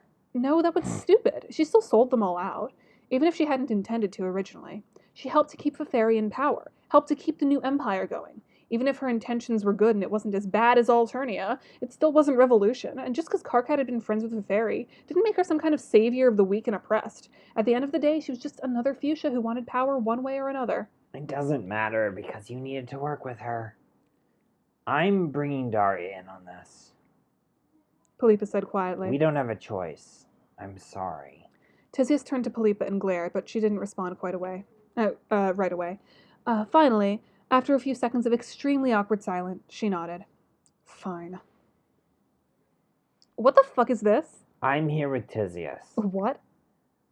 No, I'm not fucking doing this. Why is she here after she agreed to help them? Yeah, I'm fucking out. Can you assholes listen for 1 fucking second? You think I'd take this lightly? I think we should hear her out. Fucking thank you. This is hard enough already. I need all of you to go to the old meeting spot at Ramsbay. I'm coming there now with Tyzias and Jonaya. I don't like this. This is a bad idea, Polypa. I'm not doing it. Yes, you fucking are. The scrub thing is real, or at least some bad people think it is. They hit us hard. Need you all to see this logo. See if it makes sense. No fucking clue. I'll be there if Tiz is going to be there. I don't recognize it, but I guess I can hear you out. I'm doing this for you, Polly, not for Tyzias. Yeah, fucking fine, I guess. Branya, you there? I need to DM you. Polypa squinted down at the phone in her hands, then looked up at Jonaya, sitting in the driver's seat and calmly navigating the car down the main street toward the bridge that would lead them to Brooklyn and eventually to Ramsbay. Where in... Sheepshead. Sheepshead Bay. Where's Sheepshead Bay? It's like down towards it's like southeast of me. Like down towards like where the water is. So it's near here. Yeah, it's near here. Oh, cool. More or less. We could visit the meeting spot. We could visit all these. Like most of these places are analogs to real places. We should do like a antecedent lineage tour of New York. Well, that would involve driving out to Montauk for the fuck ending. That. Never mind. Toward a spot that had once meant so much to all the revolutionaries. Former revolutionaries? Was that what so many of them were now? Co-opted by the very systems they were fighting against? What did Jonaya know? What piece of obscure information? What secret was she keeping locked away in the vault of her mind? Okay, what's up? I recognize that symbol. Only vaguely, but I know it. Jonaya's there, right? Yeah, so what? 1. Ask her about the Order of the Mutineer. 2. Don't tell her I was the one who told you. T-Man says, when you realize you needed to eat the rich when they were still young and didn't have power. Yeah. Poor Tyzias, she needs Stelsa. She does need Stelsa, but Stelsa should not be in the middle of this. Stelsa is even less equipped to deal with this. Setting the phone down in her lap, Polypa glared towards the front of the car. Jonaya, I've got a question for you. She kept her tone loose and even, the same way she would if she were working a job. Breath, let the feeling It should be calm. breathe. It's a typo. Breath would make sense too, because she is a breath player. True. Breathe, let the feeling of calm wash over you. Don't let the emotions control your judgment. Oh, I assume it is pertinent to the matters at hand. Otherwise, might I suggest it wait until a later time? She suspects something. Thinks I might be onto whatever this is. I don't know. Maybe. I was wondering. Something I heard about a while back, and that symbol kind of jogged my memory. She watched Jonaya closely to see how she reacted to it. It wasn't obvious, but Polypa liked to think she was pretty good at reading people when she really put her mind to it. A slight flinch and a drop of the shoulders. This was something. This was something big. And what might you have heard? Her voice wavered so slightly that Polypa almost missed it. Almost. Can you tell me about the Order of the Mutineer? As soon as the words left her mouth, she knew she was on the right track. The droop of the shoulders turned into a hard tension, and every muscle in Jonaya's body stiffened as she stared straight forward out the car's window. Tyzias and Tagora noticed the change, too. The Teals were both looking intently at Jonaya. So this wasn't something she talked to her business partner about. Interesting. I don't know where you heard that name before. She was trying desperately to stall for time, to avoid answering the question as long as possible, to try and make the answer neat and clean and tidy, which meant the answer was anything but. Polypa glared at her, hardening her mouth into a thin line. You really want to do this now? You want to bullshit me when the world could be on the line? Where this could make the difference between stopping a scrub before it starts or... She didn't need to finish the sentence. She saw the tension run out of Kanaya's back and shoulders all at once. Just tell me what the fuck it is. Kanaya sighed heavily and straightened up, taking in a deep breath. Fine. Very well. However, it is unpleasant to discuss. So's getting shot at. Kanaya shrugged. Fair enough. She took a second to compose herself, took another deep breath and let it out slowly. The Order of the Mutineer was a group of... I do not know if calling them rebels would necessarily be appropriate. They existed on Alternia, dating back to the sweeps after the end of the Second Rebellion.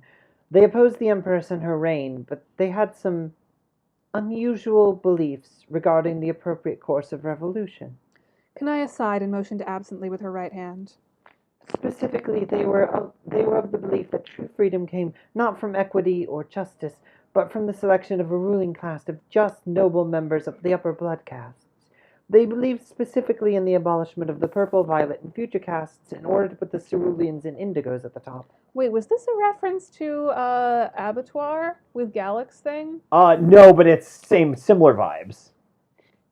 Galax thing is more of like a milquetoast, like neoliberal political movement, and this is more of like a weird cult. Galax is Joe Biden. Yeah, basically. Wait. Your mic's going a bit underwater. Whose? Is it mine? Or yours? I don't know. Can you hear me? I don't know why I'm going British. I might have just bumped mine. Okay, What do you mean Oh yeah, it was Jonaya's. Okay. What do you mean by abolishment? Polypa asked quietly. Because that sounds like an interesting euphemism for genocide. Oh, it absolutely was. Kanaya responded quickly. The Order believed that they had inherited the revolutionary line directly passed from the signless to the summoner. That they were the next logical step in the process. After all, the signless's non-violent rebellion paved the way for the summoner's direct action against the Empire. To the Order of the Mutineer, the next logical step was to lay waste to the blood caste they saw as oppressing them, and bearing a direct responsibility for the death of the signless. Polypa leaned back heavily against her seat. So they were a fragment of the revolutionaries, some sect that believed any means justify their ends. I think your mic just might be off. No, it's on. Because they're saying the mic isn't doing too good to survive. Shit. Okay. Do you need to readjust some stuff? Hold on, let me...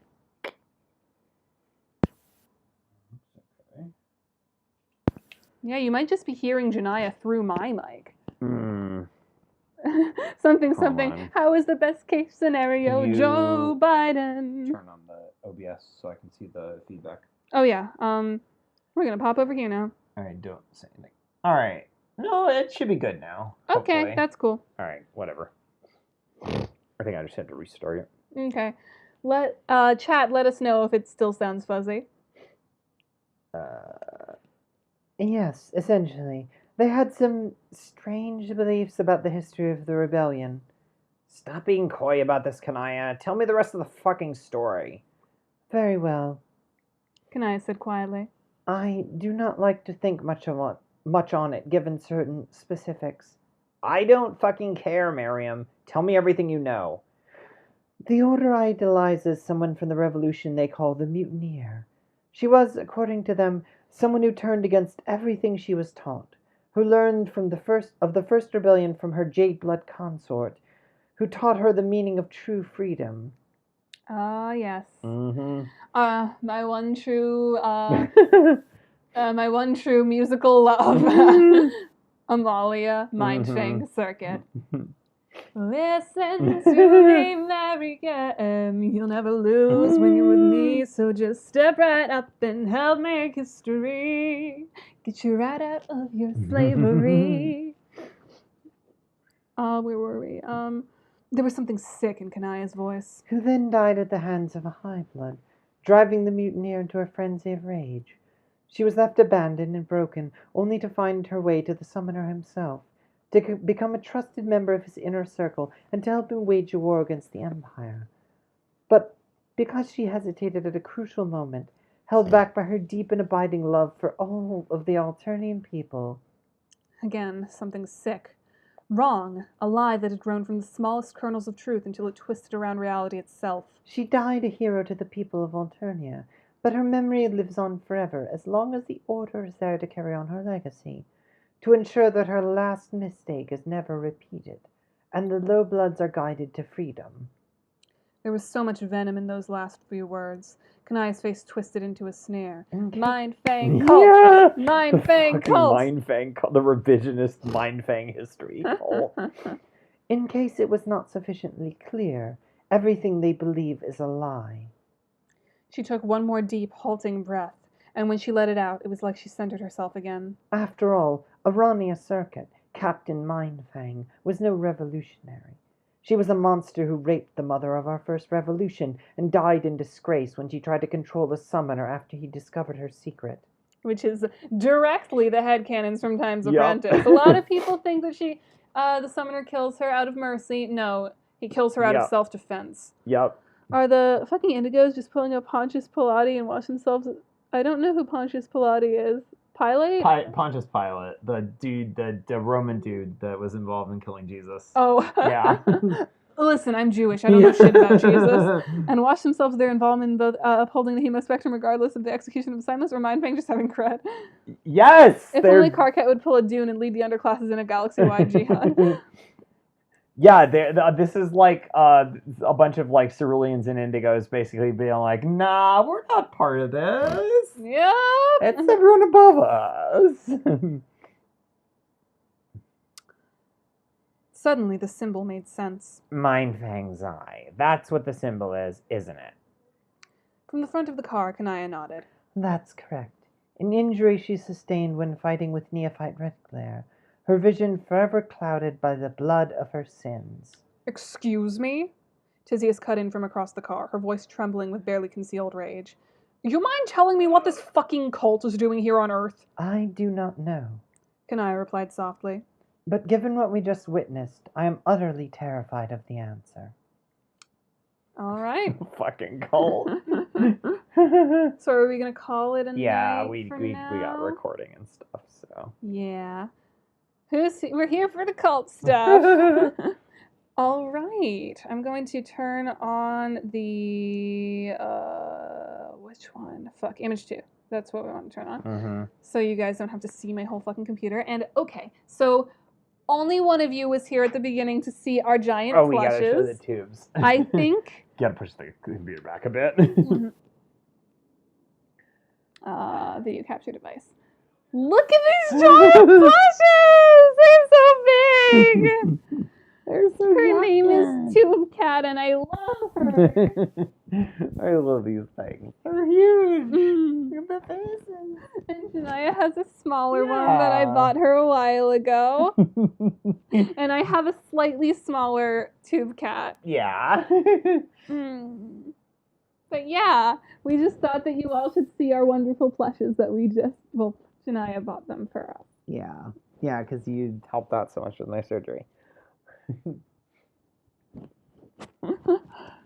Enjoy the stream. Have a great day and night. I'll be around for any updates and streams. Yeah, Oh, thank yeah. you all so much for showing up. And yes, they are very cute. I love these tubes. I'm glad that more people get to hear the sequels I wrote because, like, they were written, like, well after the wave of popularity died down. So, like, they've gotten a fraction of the attention that the Progeny got. Time for lunch. Where are you? Are you in like Europe right now? Probably. Yeah, it's like lunchtime in like the eastern part of or the western part of Europe. Yeah. Well, it's time for dinner like 6 for hours me. I ahead. haven't eaten anything. All I've eaten today is a tofu bento. Yeah. So now it's time for me to have more tofu for dinner. Yeah. I like reading Housesuck. I'm too invested. No, I just went to sleep at 3 and didn't get lunch today. Oh, okay, that's valid. That's a mood. That's a major fucking mood. The other day, I didn't have lunch until 5. Jesus. Yeah, because I was doing a meeting for a Maka meeting, and me and Maria just ended up talking for like 3 hours, and then it was like 5, and I had a symphony spaceship, so I just crammed McDonald's into my face. And still very much a few hours. Yeah, I thought you were just still in upstate. Dark lunch. It's dark lunch. Well, no, it has to be at like 5 for it to be dark lunch, or like 4:30, because now it gets dark so fucking early. Dark lunch. Oh, eat lunch at 3 a.m. a.m., not p.m. Dark yeah. lunch. Dark lunch, more like dinner time for me. Yeah. Nah, I eat dinner at like 11. Because my whole system is fucked.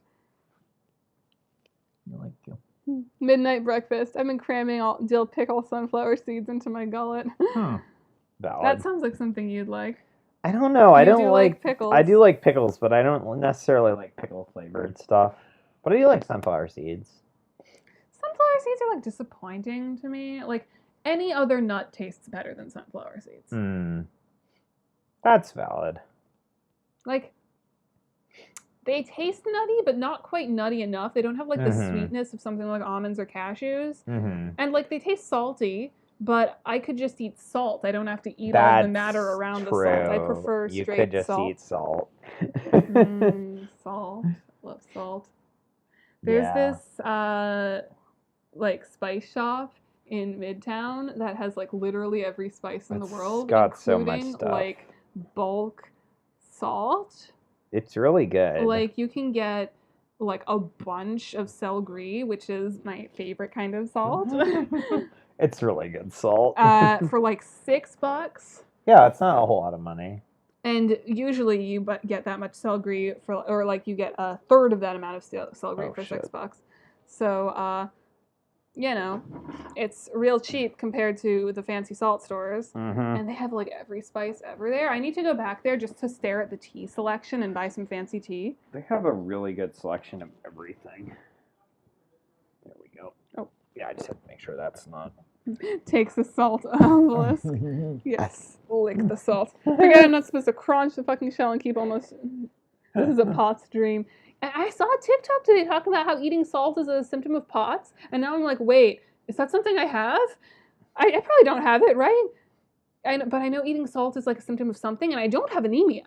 I was tested. Right. I have a normal amount of iron in my blood. I mean, you're allowed to just like... I plan on donating soon to help y'all out. What would be the best place to do so? Okay, the real question is, what are you donating for? Are you donating for FriendSim 2? Because if that's the case, you should send the money to Jonaya. Yeah. Because FriendSim 2 money all goes through Jonaya. If you want to donate to my channel, the best place would either be my Patreon or my Ko-fi, both of which are linked in the description of every video. Yeah, if you want to donate to FriendSim 2, you can... you can donate to my Ko-fi, which is just at Jonaya Riley, or you can buy a copy of the soundtrack, and the money will go to donate to FriendSim 2 because it is free for me and you. Yeah.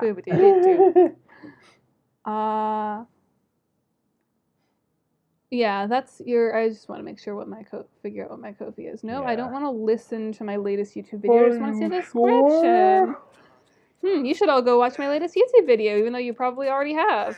It came out really well. It came out real well, and it gave me a lot of views on TikTok. That's awesome. My Ko-fi is ko-fi.com/h2h3gmok. You need a short version of that. I do need a short like, literally just go to any of my videos. You'll find it there. I'll do it for FriendSim 2 and the channel 2 at different time periods. Nice. Thank you. Thank you so much. Yeah, go buy the soundtrack on Bandcamp, and you get music. The soundtrack is a fucking bop. Yeah. The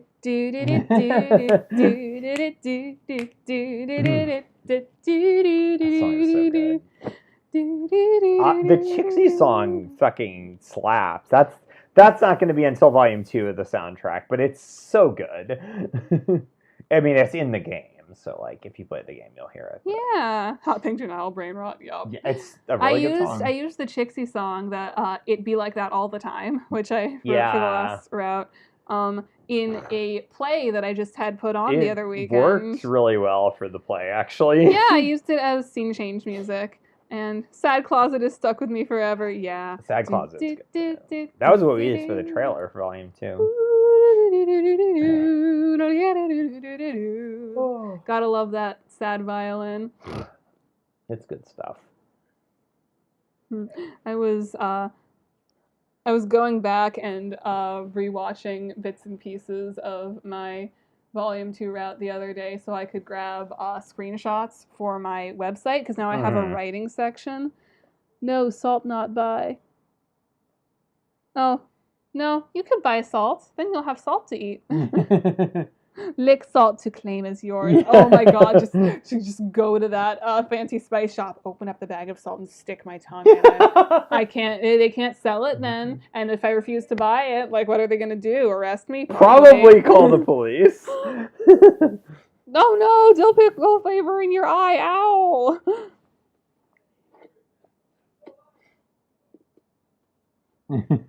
I licked it, it's mine. Didn't some celebrity do that? Like, I'm getting like flashbacks of some celebrity that like went into a convenience store and started licking all the ice cream in the ice cream display. So that were they on some kind of drug when they did? Probably, but I don't remember which celebrity it was. I don't know. I know it was a big controversy. I just like that. That's just like that one. Dub of Daria running from the cops for throwing crackers at people. The cops are after me. I thought it would be funny to take crackers and throw them at people. Yeah, I like that.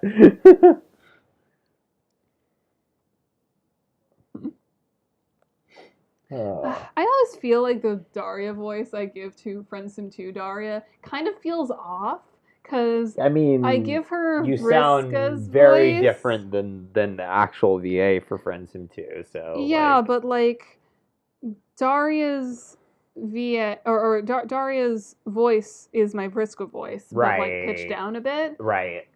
And teenage Daria that fits for, but adult Daria that feels very wrong for. Does Daria throw crackers at crackers? I personally would love a cracker. Honestly, so would I. Oh my god. Open up your mouth and have Daria throw a cracker in. You will certainly not regret eating an entire sleeve of saltines. You will most definitely not regret eating an entire 1 pound bag of 1 pound bag of orange gummy bears. Polly want a cracker. I like could your voice over Daria. I could Aw, easily thank you. eat a 1 pound bag of gummy bears. Thank you for liking my Daria. Thank you for liking my voices, all of you. Yeah. It's hard because there's like a lot of characters in these ones. Yeah. Like this and the Lineage have like a bunch of different characters, and like a bunch of them are characters we don't usually voice, or they're like kind of similar sounding. Yeah, like I don't voice Terezi, and your narration sounds very similar to your Polypa. Yeah, I was trying to differentiate them a little and make Polypa a little less like. And my narration sounds very similar to my Chixie. Yeah. Like I gotta keep my narration in the higher range, because then I put Tyzias in the lower range. But many. Then yeah, what's gonna just wait till Scratch shows up. That's gonna be fun. That's gonna be interesting. I mean, yeah, obviously you're gonna be the one doing Scratch, right? But just wait till Scratch starts possessing people. Oh my god, that part is fun. That part is that's going to be hard to voice. Yeah. That's going to be very hard to voice. Chixie is in fact the omnipotent narrator. If Chixie could, she would kill all of the characters in this.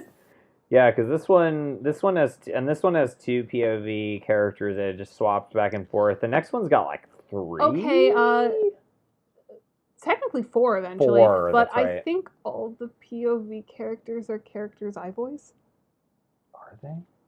No, Daria. Oh, Karkat. Okay, so 3 out of the 4 are ones that I voice. Yeah. Well, you're going to be doing a lot of narration, aren't you? Well, I mean, we could still alternate. Yeah. Because, like, it doesn't matter. It doesn't really affect it that much. There's a lot of characters in the lineage. I forgot Carcat was the... Yeah, of course Carcat's the other one, because you get all the Nepeta time. Yeah. Carcat, You get Trixie kindly sucker punches every troll she sees, especially Tyzias and Daria. They're getting it worse. You know why she's sucker punching those two? Because they never fucking practice. Like, Tyzias deserves to be punched for how bad at bass she is. Oh my god. And Daria's just like, she wanted to put the band together, but when was the last time she actually sat down at the keyboard and like did scales? Right. That's exactly why the band broke up. She's the person that's like, I did this as a child. I know how to do it. I don't need to practice. Me attempting to teach piano lessons. I am surprised Rhea didn't like kick me out of the house after I tried to teach her piano lessons for her. Teaching children, you don't need to be like amazing. Competent, I think, is fine. Don't ask me to perform on piano ever. I will panic. There's a reason I don't try harder on piano. You're not a pianist. You're a... I found something out, though. What? They make pianos for people with tiny hands. I was reading about that, actually. I saw a TikTok about it. Yeah. And then the comments were filled with people who were like, I gave up my dream of being a classical pianist because my hands were too small. And it's like, wait, they make pianos for women. They make pianos for tiny girl hands. Like, pianos are misogynist. I mean, yes, there are women with large hands, but what's statistically, we got tinier hands. Just remembered Tagora violin. Yes. That Violinist Tagora. was great. I'm glad people like the Tagora, like Chixie stuff, the Chixie rap, the Tagora rap. You like that? I wrote it. That was a lot. Not the Tagora violin. Yes, the Tagora violin. I needed an excuse to put Tagora in. Well, one, I needed someone to play the violin because that's important at the beginning of Wake Up. And two, I needed a reason to put Tagora on stage because technically, Jonaya was supposed to sing on that one, but she got COVID. Yeah, I got COVID and I wasn't recovered enough to sing the harmonies. So that was one day fun. I will harmonize with you. Yeah. I promise. I will harmonize with you. No. I will force you to sing something with me. Aww. And then I will like melodyne the shit out of your voice. Uh-huh. Just like I melodyne the shit out of my voice. And we will sound beautiful together. We gotta find some cute duet. Except there's not really any duets for alto and tenor. Yeah. It's always soprano and tenor. Occasionally alto and bass. Gotta squeeze Tagore in. It's like if Tyzias and Celsa have a dinner date. He ominously appears with a violin every time. Oh my god. I see you two are having dinner. Let me play you some sad music on the world's smallest violin. Oh and it is the world's smallest violin because he's so fucking small. Oh my god. Built-in soundtrack. Yeah.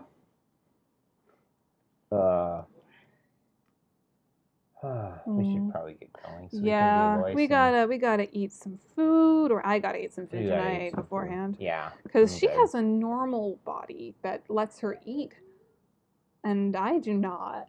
Yeah, my body doesn't like food because it's stupid.